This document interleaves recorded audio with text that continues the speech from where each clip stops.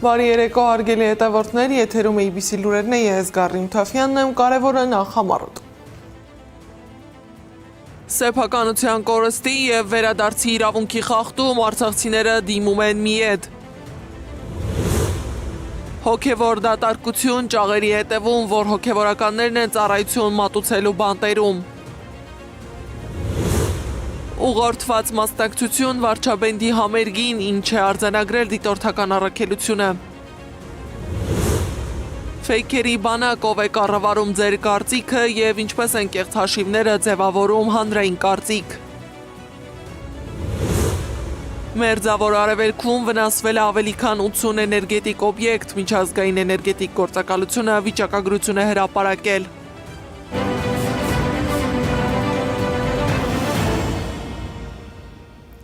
Արցախցիները դիմում են մարդու իրավունքների եվրոպական դատարան։ Արցախի միջազգային իրավական նախաձեռնությունը հայտարարել է, որ 2026 թվականի ապրիլի դրությամբ ավելի քան 1000 անձի շահեր են ներկայացրել շուրջ 500-ից ավելի գանգատների միջոցով։ Հաճախ գանգատներին կից ներկայացնում են նաև սեփականության լուսանկարները եւ այլ մեդիա նյութեր, որոնք պատկերում են տուժածների անձնական կյանքը մինչև բռնի տեղահանումը։ Առաջին գանգատները դատարան են ներկայացրել 2024 թվականի վերջին, իսկ 2025-ին գործընթացն ավելի լայն ընդգրկուն են ստացել։ Իսկ Ադրբեջանը շարունակում է ոչնչացնել հայկական հետքը Արցախում։ Մի տաճար, որը Ստեփանակերտի հոգևոր կենտրոնն էր, այսօր այլևս գոյություն չունի։ Ստեփանակերտի բարձունքներից քաղաքը հսկող Սուրբ Աստվածամոր Հովանի մայր տաճարը, որը տարիներ առաջ կառուցվեց որպես հավատքի եւ վերածննդի խորհրդանիշ, այսօր վերածվել է ավերակների։ Արբանյակային պատկերներն ու հրապարակված տվյալները ցույց են տալիս, կառույցը հիմնահատակ ոչնչացվել է։ Ինչ է կատարվում Արցախի եկեղեցիների հետ եւ ինչու է լռում միջազգային հանրությունը, Սվետլանա Պետրոսյանի ռեպորտաժում։ 20 տարի առաջ Ստեփանակերտի բարձունքներից մեկում դրվեց Սուրբ Աստվածամոր Հովանի մայր տաճարի հիմնաքարը։ Այս հոյակապ կառույցի ծրագիրը կյանքի կոչվեց ամենայն հայոց կաթողիկոս Գարեգին Բ-ի ձեռամբ։ Քաղաքն այդ ժամանակ եկեղեցի չուներ, բայց կառուցվող տաճարի զանգերը պիտի հնչեին բարձունքներից, խորհրդանշելով համայնքի հոգևոր վերածնունդը։ Մարդիկ գալիս ժամերով հերթ են կանգնում, դա գիտեք խոչընդոտ է էլի հավատացյալ մարդկանց համար։ Սա կթեթևացնի այդ բեռը։ Նախ հոգևոր կյանքը կաշխուժացնի, սա էլ կլինի մի նոր լավ միջոց պայքարելու ընդդեմ աղանդավորների կամ մոլորովացների։ 13 տարի տևեց Ստեփանակերտի մայր տաճարի կառուցումը, որը կոչված էր դառնալու քաղաքի ճարտարապետական եւ հոգեվոր կարևոր կենտրոններից մեկը։ Տաճարը, որի ճարտարապետը Գագիկ Երանոսյանն է, աչքի էր ընկնում իր տպավորիչ չափերով՝ 35 մետր բարձրությամբ, 24 մետրանոց զանգակատնով։ Հիմնարկեքի օրվանից 13 տարի անց 2019 թվականի ապրիլի 7-ին Սուրբ Աստվածածնի ավետման տոնին տաճարը հանդիսավորությամբ օծվեց կրկին Գարեգին Բ-ի հանդիսապետությամբ։ Մենք հավատում ենք, որ այս եկեղեցին իր օրհնության ներքո պիտի համախումբ պահի մեր ազգի զավակներին, նրանց պիտի ոգեշնչի նոր իրագործումների, նոր հաղթանակների։ Այժմ հսկայական տաճարը, որը կարծես վերևից հսկում էր Ստեփանակերտը, այլևս չկա։ Ադրբեջանցի վանդալների թիրախում հայտնվել է նաև այս եկեղեցին։ Արցախի մշակութային ժառանգության օմբուդսմեն Հովիկ Ավանեսովը հրապարակել է փաստեր, ըստ որոնց Ստեփանակերտի Սուրբ Աստվածամոր Հովանի մայր տաճարը հիմնահատակ ավերվել է։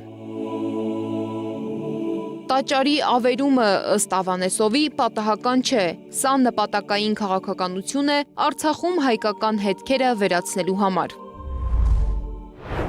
Տաճարի ավերումը հայոց ցեղասպանության 111-րդ տարելիցին եւս մեկ անգամ բացահայտորեն ցույց է տալիս Ադրբեջանի ցեղասպանական քաղաքականությունն ու նրա իրական դիմագիծը։ Ավանեսովի խոսքով Ստեփանակերտի Սուրբ Աստվածամոր Հովանի մայր տաճարի ավերումը միակ դեպքը չէ։ Նա նշում է, որ համացանցում հայտնված տեսանյութերի եւ արբանյակային լուսանկարների ուսումնասիրությունը թույլ է տալիս խոսել նաեւ առնվազն եւս 6 եկեղեցիների հիմնահատակ ավերման մասին։ Սվետլանա Պետրոսյան, ABC Media։ Genesis Armenia ուղեղային կենտրոն հիմնադրամն էլ խստորեն դատապարտել է օկուպացված Ստեփանակերտում Սուրբ Աստվածամոր Հովանու եկեղեցու ոչնչացումը։ Աստծո քրիստոնեական այս տան ոչնչացումը նպատակային հարված է հայկական քաղաքակրթական ներկայությանը, Արցախի պատմամշակութային հիշողությանն ու հայրենազրկված հայության ինքնության նյութական արժեքների վկայություններին, ասված է ուղեղային կենտրոնի հայտարարության մեջ։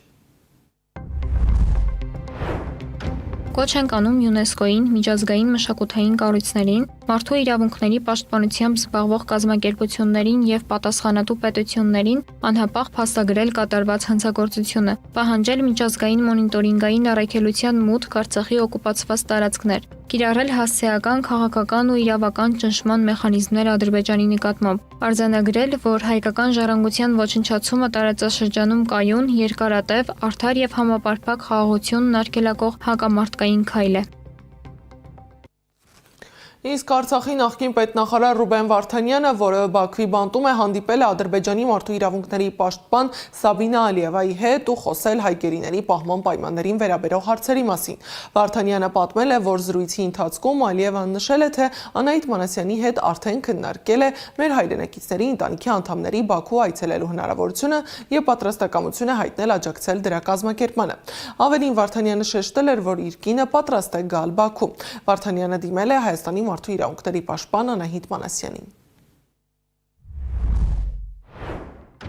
Իմ կինը Վերոնիկա Զոնաբենդը պատրաստ է մասնակցել այդպիսի նախաձեռնությանը եւ այցելել Բաքու։ Հավանաբար մյուս բանտարկյալների ընտանիքների անդամները եւս պատրաստ կլինեն։ Այդպիսի պատվիրակությունը պետք է լինի ինստիտուցիոնալ եւ հետեւողական, ունենալով Հայաստանի Հանրապետության վարչապետի քաղաքական աջակցությունը, որը հաշվետու է քաղաքացիների առջեւ։ Այս առումով խնդրում եմ ձեզ հրապարակավ պատասխանել հետեւյալ հարցերին։ Արդյոք քննարկվելու է Բաքու պաշտոնական պատվիրակության այց կազմակերպելու հնարավորությունը հայ գերիների հարազատների մասնակցությամբ։ Ինչպես է ձեր հաստատությունը պլանավորում համակարգել աշխատանքներ Ադրբեջանի օմբուդսմենի հետ Հայաստանի Հանրապետության քաղաքացիներին վերաբերող մարդասիրական հարցերի շուրջ։ Ձերբակալության պահից սկսած ձեր ղեկավարած հաստատությունն ինչ միջոցներ է ձեռնարկել հայ գերիների իրավունքները պաշտպանելու համար։ Բաքուն այսօր Հայաստան է ուղարկում վառելիքի հերթական խմբաքանակը, ըստ ադրբեջանական լրատվամիջոցների խոսքը դիզելային վառելիքով բեռնված 16 վագոնի մասին է։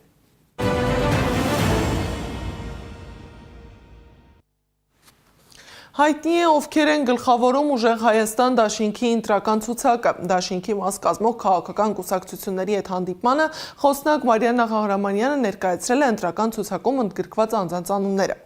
Այսպես, ուժեղ Հայաստան դաշինքի ընտրական ցուցակի առաջին հնգյակը հետևյալ տեսքն ունի. Նարեկ Կարապետյան, Արամ Վարդևանյան, Գոհար Մելոյան, Դավիթ Ղազինյան, Ռուբեն Մխիթարյան։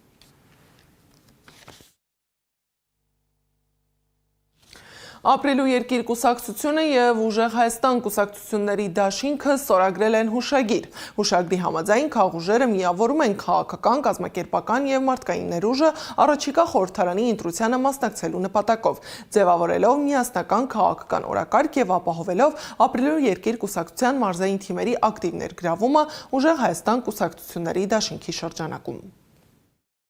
Ենք, որ Սամվել Կարապետյանը, ով ունի բացառիկ ներդրում Հայաստանի եւ Արցախի կյանքում, չի խնայելու ոչինչ մեր հայրենակիցների վերադարձի հարցում։ Եվ որպես ապագա իշխանություն,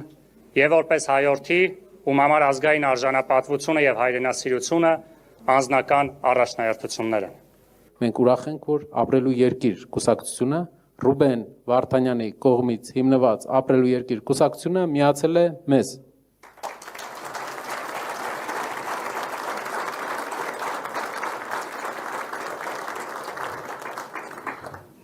Կուսակցության ծրագրային մասում շատ բաներ մենք ունենք ընդհանուր եւ մի բանը, որի վրա պարոն Առաքելյանի հետ զրույցների ժամանակ մենք շեշտ ենք դրել, պարոն Առաքելյանն էլ ասեց, մենք էլ ենք կրկնել, որ Բաքվում պահվող հայ բոլոր գերիները պետք է լինեն տանը։ Նրանք այնտեղ են հայ լինելու համար եւ հայրենասեր լինելու համար։ Սա Նարեկ Կարապետյանն անդրադարձել է նաև Փաշինյանի ազգային ժողովի ամբիոնից արած վիրավորական արտահայտություններին, որոնք ուղղված էին ընդդիմությանը։ Նրա խոսքով երկրի առաջնորդը դարձել է մեմ եւ դա հպարտանալու բան չէ։ Վաղուց է հայտնի, որ մեր երկրի վարչապետը հատել է վարչապետին վայել կեցվածքի շատ գծեր։ աշխարհում մենք մեր երկրի առաջնորդը մեմ է դարել։ Instagram-ում մեմ է մեր երկրի առաջնորդը, օտար երկրներում,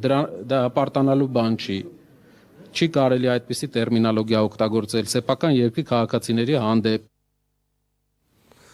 ՀԱԵԿ ազգային քաղաքացիական միավորման համակարգող Ավետիք Չալաբյանը դիմել է կոռուպցիայի կանխարգելման հանձնաժողովին, պահանջելով պաշտոնատար անձի վարքագծի կանոնների խախտման վարույթ հարուցել Նիկոլ Փաշինյանի նկատմամբ, որը ապրիլի 17-ին ելույթ ունենալով ազգային ժողովի ամբիոնից գրահիկ վիրավորել է քաղաքական մրցակիցներին եւ նրանց բազմահազար հետևորդներին։ Ականատես դիտորդական առաքելությունը մարդկանց ուղղորդված մասնակցություն է արձանագրել Գյումրիում նախորդին կայացած խաղաղության ձայնը երաժշտական փառատոնին, որի շրջանակում ելույթ է ունեցել նաև Նիկոլ Փաշինյանի մասնակցությամբ վարչաբենդ խումբը։ Առաքելությանը փոխանցված տեղեկությունների համաձայն Ախուրյան համայնքի ենթակայության տակ գտնվող նախադպրոցական ուսումնական հաստատությունների անձնակազմներին հրահանգվել է ապահովել պարտադիր ներկայություն միջոցառմանը։ Ըստ տեղեկությունների աշխատակիցներից պահանջվել է նաև կազմակերպել տեղափոխումը սեփական տրանսպորտային միջոցներով։ Պատահում է, որ բացում եք Facebook-ը եւ տեսնում հարյուրավոր մարդիկ նույն բանն են գրում։ Թվում է կարծիք կա, մեծամասնություն կա ու գուցե ճիշտն էլ հենց դա է։ Բայց ինչ կլինի, եթե իմանաք, որ այդ մեծամասնության մի զգալի մասը իրականում գոյություն չունի։ Սոցիալական ցանցերը վաղուց դադարել են պարզապես շփման հարթակ լինել։ Դրանք դարձել են ազդեցության գործիք, որտեղ հանրային կարծիքը կարող է ձևավորվել ոչ թե իրական մարդկանց, այլ կեղծ հաշիվների միջոցով։ Ֆեյքեր, բոթեր, մեկ կենտրոնից կառավարվող հարյուրավոր էջերով։ Նրանց նպատակը մեկն է՝ ստեղծել իրականության պատրանք, ճնշել այլ կարծիքներն ու ստիպել ձեզ հավատալ, որ բոլորը արդեն որոշել են։ Ով է կանգնած այս մեխանիզմների հետևում, ինչպես են դրանք աշխատում եւ ինչպես չդառնալ այդ խաղի մասնակից ռեպորտաժում։ Դուք բացում եք Facebook-ը ու տեսնում, որ հարյուրավոր մարդիկ նույն բանն են ասում։ Փորձում եք հակաճառել, բայց ապարդյուն, որովհետև ֆիզիկապես չեք կարողանում դիմակայել, եթե ոչ մի քանի հարյուր, ապա մի քանի տասնյակ մարդու նույնաբովանդակ կարծիքին։ Իսկ ինչ կասեք, եթե պարզվի, որ այդ հարյուրավոր մարդկանց կեսն ընդհանրապես գոյություն չունի։ Սոցիալական ցանցերը վաղուց դադարել են լինել պարզապես հաղորդակցման հարթակ, դրանք դարձել են քաղաքական ազդեցության գործիք ու այդ ազդեցությունն ըստ մասնագետների ամենից հաճախ ապահովում է fake, այսինքն կեղծ հաշիվների միջոցով։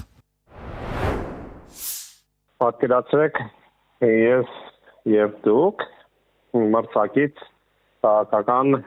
կուսակցություններ ենք։ Ես կարող եմ ձեր դեմ օգտագործել իմ ֆեյքերի բանակը եւ օրինակ ճնշեմ ձեզ կամ ուրիշների մոտ տպավորություն ստեղծեմ, որ ձեզ ոչ ոք սիրում կամ հակառակը, որ բոլորը ինձ են սիրում, հա։ Ինչ է fake հաշիվը, ինչպես է այն աշխատում ու ինչու դա պետք է անհանգստացնի։ Fake կամ կեղծ հաշվի 3 հիմնական տեսակ կա։ Bot. Սա ավտոմատ ծրագիր է, որ ինքնուրույն գրառումներ ու մեկնաբանություններ է անում 24 ու 7 ռեժիմով։ Կեղծ ինքնության հաշիվ, որ ստեղծվել է մեկ ուրիշ մարդու անունով, իրական կամ հորինված, եւ այսպես կոչված ֆերմա։ Դրանք հարյուրավոր հաշիվներ են, որոնք կառավարվում են մեկ կենտրոնից եւ շատ հաճախ աշխատացնողները դրա դիմաց վճարվում են, բառ ասած ստանում են աշխատավարձ։ Fake հաշիվները ոչ թե պատահաբար են ստեղծվում, այլ հստակ նպատակով ազդել հանրային կարծիքի վրա, ստեղծել մեծամասնության պատրանք կամ ֆիզիկապես ճնշել ու վախեցնել իրական մարդկանց։ Ֆեյքերը օգտագործվում են մի քանի բանի համար։ Ստեղծել տպավորություն, որ օրինակ այս կամ այն գործին կամ կազմակերպությանը շատ մարդ է աջակցում։ Fake հաշիվների ցանցերն ունեն հստակ կառուցվածք, կա ղեկավար կենտրոն, ֆերմա, աշխատողներով ու հարյուրավոր պատրաստի հաշիվներ, որ ակտիվանում են, երբ հրաման է գալիս։ Հաճախ օգտագործվում են արհեստական բանականության հնարավորությունները տեքստերն ավտոմատ ստեղծելու համար։ Լինում են քողարկված գործողություններ, երբ որ օրինակ ես ձեր աջակիցների ֆեյքեր եմ ստեղծում եւ այդ աջակցությունը անում եմ շատ կոշտ, հռի եւ բացահայտող ձևով, որպեսզի տպավորություն ստեղծեմ, որ դուք օգտագործում եք ֆեյքեր։ Այսինքն այստեղ շատ բավականին տարբեր սցենարներ կարող են լինել։ Կան հիմնական հատկանիշներ, որոնց օգնությամբ սովորական մարդը կարող է ճանաչել նոր ստեղծված fake օգտատերերին։ Օրինակ, հաշիվը ստեղծվել է վերջերս, ակտիվություն գրեթե չունի, ունի քիչ ընկերներ, գրեթե չկան անձնական կամ խմբակային լուսանկարներ։ Իսկ բովանդակությունը կրկնվող է, նույն տեքստը, նույն ուղղագրական սխալներով, գրված տարբեր անուններից։ Կադրերում երևում են օրինակներ, որոնք առանձնացրել են գործող իշխանության Facebook-ի էջերի հրապարակումների մեկնաբանություններից։ Ինչ են անում ֆեյք հաշիվները հասարակության հետ։ Ֆեյք հաշիվների նպատակը միայն մեկնաբանություն թողնելը չէ։ Ըստ մասնագետների նրանք կատարում են մի քանի շատ ավելի վտանգավոր ֆունկցիա։ Կեղծ մեծամասնության էֆեկտ, երբ մի հրապարակման տակ կա օրինակ 500 հոգու նույնաբովանդակ մեկնաբանություն։ Եվ հենց այստեղ իրական մարդը մտածում է, որ երևի բոլորն այդ կարծիքն ունեն կամ համաձայնում է կամ լռում, որ խելագար չթվա։ Սա կոչվում է լռության պարույր ու դա ֆեյք հաշիվների ամենահզոր հոգեբանական գործիքն է։ Նույնիսկ տերմին կա աստրոտուրֆինգ կոչվում, երբ որ ձևավորվում է հանրային օրինակ կեղծ պահանջ կամ հանրային աջակցություն։ Ֆեյքերը հաճախ ճնշում են իրական ձայները։ Մարդ, որ փորձում է հակառակ կարծիքը արտահայտել, հանկարծ ստանում է տասնյակ ֆեյքերի գրոհ։ Ծաղր, սպառնալիք, ծայրահեղ դեպքերում անձնական տվյալների հրապարակում։ Արդյունքում իրական ձայներն անհետանում են ու ֆեյք ձայնը դառնում է հաղթող։ Այս ամեն ինչը արվում է արհեստական մեծամասնության ուրեմն էֆեկտ ստանալու համար։ Մինչդեռ իսկապես այդ ֆեյքերի ետևում ինչ-որ մարդիկ են, ովքեր այդ գործով են զբաղված եւ մեկը ներկայանում է, չգիտեմ, հարյուրավորների անունից։ Հետազոտությունները ցույց են տալիս, որ ֆեյք ակտիվությամբ հրապարակված կարծիքները կարող են ազդել ոչ միայն սովորական օգտատերերի, այլ նաև լրատվամիջոցների, քաղաքական մեկնաբանների ու ի վերջո ընտրողների վրա։ Ալգորիթմն ավելի ժողովրդական է համարում ու ավելի շատ մարդու ցույց է տալիս այն բովանդակությունը, որ հավաքում է հարյուրավոր ռեակցիա, նույնիսկ եթե դրանք ֆեյք ռեակցիաներ են։ Արհեստականորեն մեծամասնության պատրանք է ստեղծվում։ Ըստ էության այդ կարծիքների ետևում նստած են ֆեյքեր։ Չնայած այդ ֆեյքն էլ է իրական մարդ, բայց բոլոր դեպքերում դա մեծամասնություն չէ։ Իրենք, չգիտեմ, փողով աշխատող մարդիկ են, որ իրենց բոլոր բարոյական եւ այլն ինչ-որ բաները չափանիշները մի կողմ դրած զբաղված են այդ կեղծ տեղեկատվության տարածմամբ։ Ինչ կարող է անել սովորական մարդը։ Ֆեյք հաշիվների դեմ ամենաարդյունավետ զենքը իրազեկված լինելն է։ Մետան, Facebook-ի ու Instagram-ի կառավարող ընկերությունն ամեն տարի հայտնում է 100,000-ավոր կեղծ հաշիվների հեռացման մասին, սակայն մասնագետների կարծիքով հայտնաբերված հաշիվները ֆեյքերի ընդհանուր թվի փոքր մասն են կազմում։ Մետան իր ներքին տվյալների վրա նաև հիմնվելով, օրինակ իրանք տեսնել IP հասցեները, որ սարքերից են աշխատում եւ այլն, պարբերաբար զեկույցներ է հրապարակում այդ ֆերմաների ֆեյքերի ոչնչացման մասին։ Ֆեյք հաշիվներն ի վերջո կեղծ են ոչ միայն անունով, այլև ամբողջ գոյությամբ, բայց դրանց ազդեցությունն իրական է ու շատ ավելի մեծ, քան կարող եք պատկերացնել։ Եվ ամեն անգամ, երբ Facebook-ում կարդաք, որ բոլոր կողմերից, բոլոր մարդիկ, բոլոր հարցերում եւ բոլոր դեպքերում համաձայն են, հիշեք, ֆեյք հաշիվը նրա համար է ստեղծված, որ ձեզ հավատացնեն։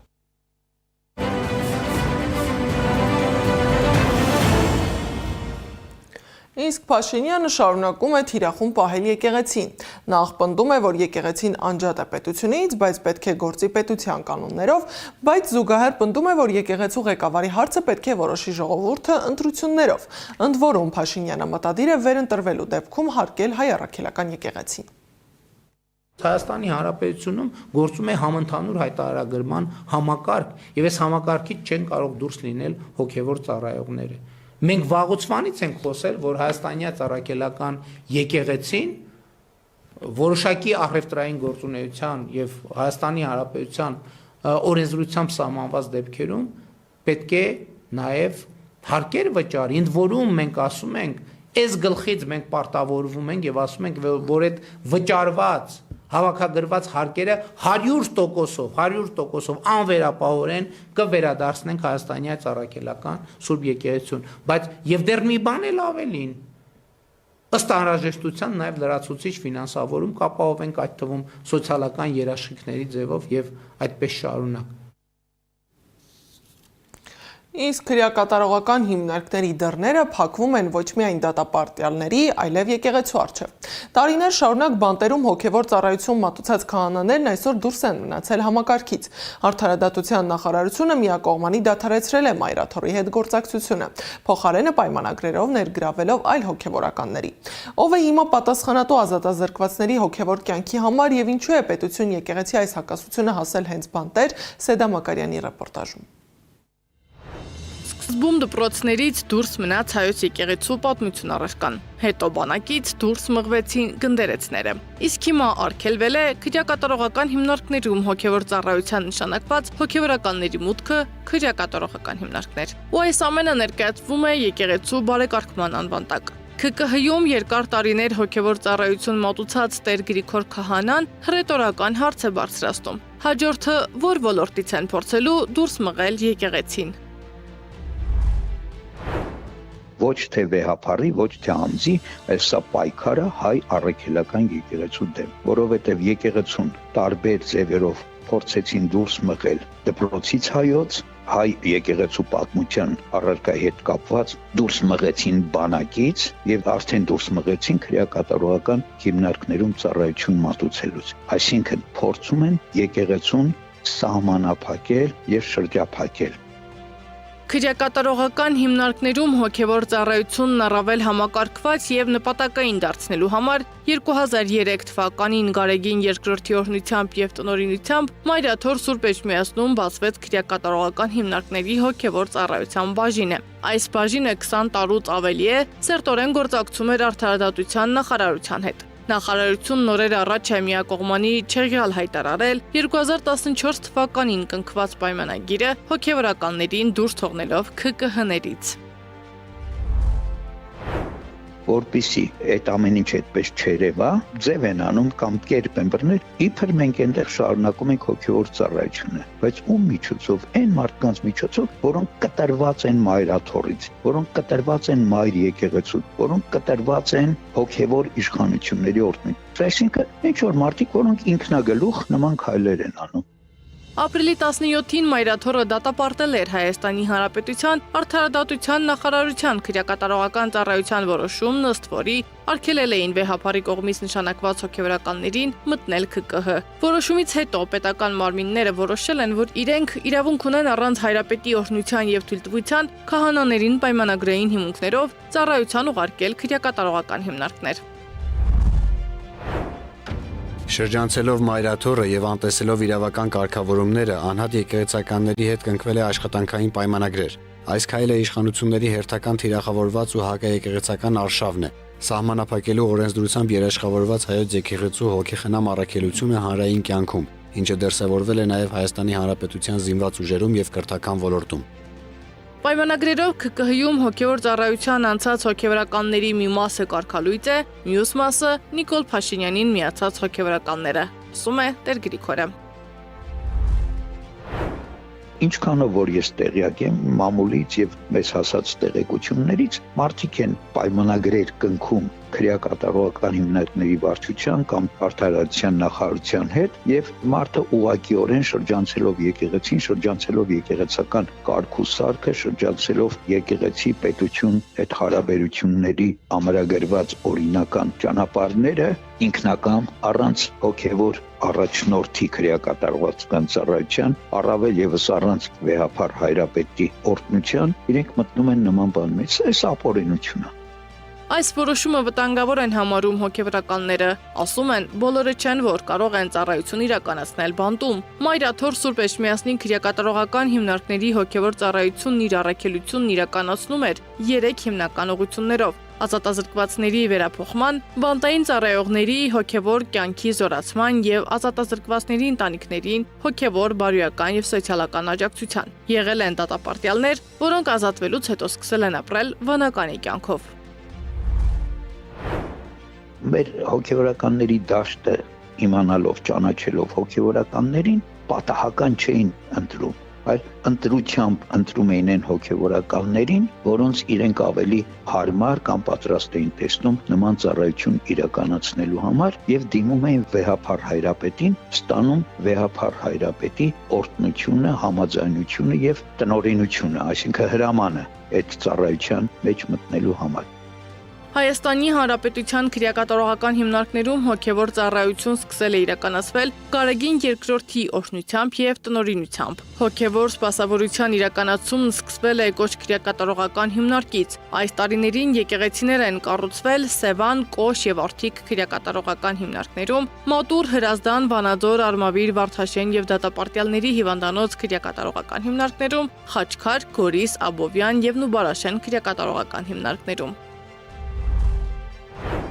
Դատապարտյալների կամ անազատության մեջ գտնվող անձանց հոգևոր խնամքը իրականացնում են քահանաները, հոգևորականները, որոնք այցելում են քրեակատարողական հիմնարկներ եւ բնականաբար ինչը ամենատարբեր կերպերով սկսած Սուրբ Գրքի սերտողությունից, հոգևոր զրույցներից, հարց ու պատասխաններից, խոստովանության կարգեր կատարելուց, մկրտություն, Սուրբ պատարագ մատուցելուց, Սուրբ հաղորդություն տալուց, այս բոլոր միջոցներով, կերպերով մենք այդ մարդկանց հոգևոր կյանքը փորձում ենք կազմակերպել, օգնել իրենց հոգևոր ընթացքի մեջ, հոգևոր կյանքի մեջ։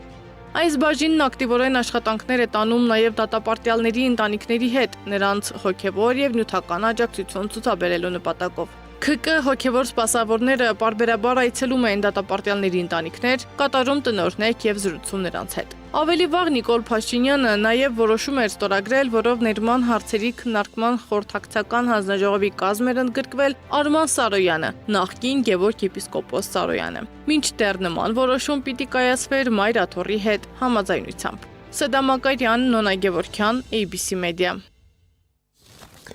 Մայիսի 4-ին եւ 5-ին Հայաստանում տեղի կունենա Եվրամիություն Հայաստան գագաթնաժողովը։ Մայիսի 5-ին պաշտոնական այցով Հայաստանում կլինի Ֆրանսիայի նախագահ Էմանուել Մակրոնը։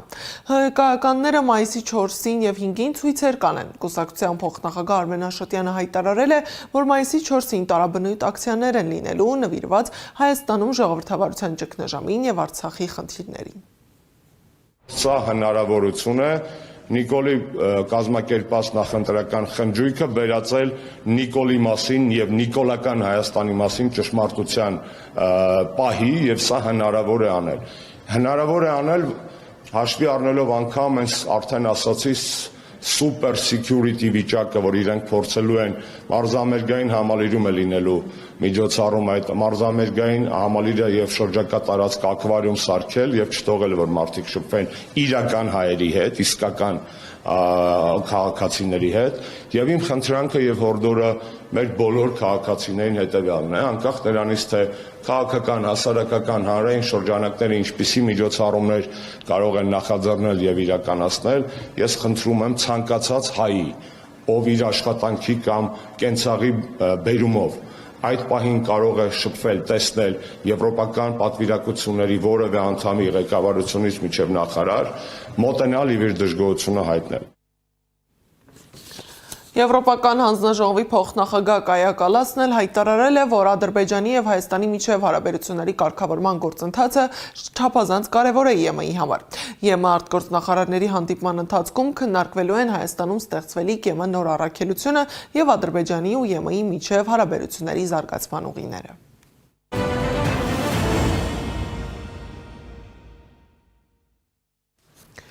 Մերձավոր Արևելքում հակամարտության հետևանքով վնասվել է ավելի քան 80 էներգետիկ օբյեկտ։ Միջազգային էներգետիկ գործակալության ղեկավարը հայտարարել է, որ ընդհանուր առմամբ վնասվել է էներգետիկ ենթակառուցվածքների 84 օբյեկտ, որոնցից 34-ը լուրջ կամ շատ լուրջ վնասներ են կրել։ Նրա խոսքով Հորմուզի նեղուցի հնարավոր փակումը լուրջ սպառնալիք է ներկայացնում համաշխարհային էներգետիկ անվտանգության համար։ Թրամփը հայտարարել է, որ չի ցանկանում երկարացնել Իրանի հետ հրադադարը։ Նրա խոսքով ԱՄՆ-ն պատրաստ է վերսկսել ռազմական գործողությունները, եթե խաղաղության համաձայնագիր չկնքվի։ ԱՄՆ նախագահի խոսքով իրենց հրադադարը գործածեցին զինանոցը համալրելու համար եւ ավելի հզոր են, քան հրադադարից առաջ։ 19-ն էլ հայտնում է, որ Իրանը պատրաստ է պատերազմի հնարավոր վերսկսմանը, եթե բանակցությունները ձախողվեն եւ նոր անակնկալներ է պատրաստել։ Իրանում մահապատժի են ենթարկել մի տղամարդու Թեհրանում մզկիթ հրկիզելու եւ հունվարին հակակառավարական ցույցերի ժամանակ Իսրայելի եւ ԱՄՆ-ի հետ գործակցելու համար։ Դատական համակարգի Միզան լրատվական գործակալության հաղորդմամբ Ամիրալի Միր Ջաֆարի անունով տղամարդուն կախահան են հանել այսօր։ Այս ժամի համար նախատեսել էինք այսքանը, շարունակեք հետևել մեզ YouTube-ում, Facebook-ում, Telegram-ում, WhatsApp-ում, Instagram-ում, TikTok-ում կամ այցելեք մեր պաշտոնական կայք www.abcmedia.am։ ABC լուրերը եթերում կլինի վաղ առավոտյան ժամին 9:00, շնորհակալություն ուշադրության համար, բարի գիշեր։